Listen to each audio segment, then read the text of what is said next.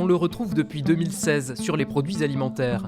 De A pour très bon à E pour mauvais élèves, le Nutri-Score est supposé aider les consommateurs à adopter un régime plus sain. Mais prochainement, son mode de calcul devrait être revu, pénalisant davantage les produits sucrés, gras ou salés, de quoi irriter les pruniculteurs, car les pruneaux d'Agen pourraient ainsi passer de A à C.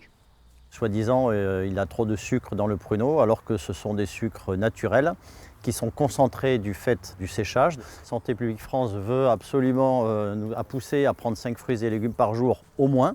Et donc là, on se demande ce qu'ils veulent faire avec notre produit IGP. Une indication géographique protégée qui tente de se remettre après 2 années de gel et qui voit cette modification comme un obstacle supplémentaire.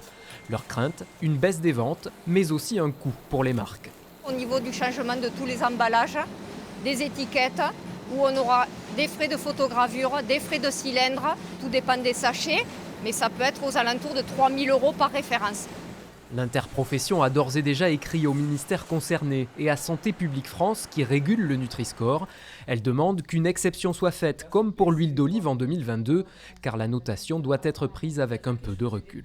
L'idée c'est plutôt de se dire, je sais qu'il vaut mieux que je consomme des pruneaux, 2-3 pruneaux tous les jours, plutôt que d'aller consommer 1 litre de soda qui va avoir peut-être un meilleur Nutri-Score parce qu'il va être 0 sucre. Dans l'alimentation en général, tout est une question de quantité et de fréquence et absolument pas d'interdit.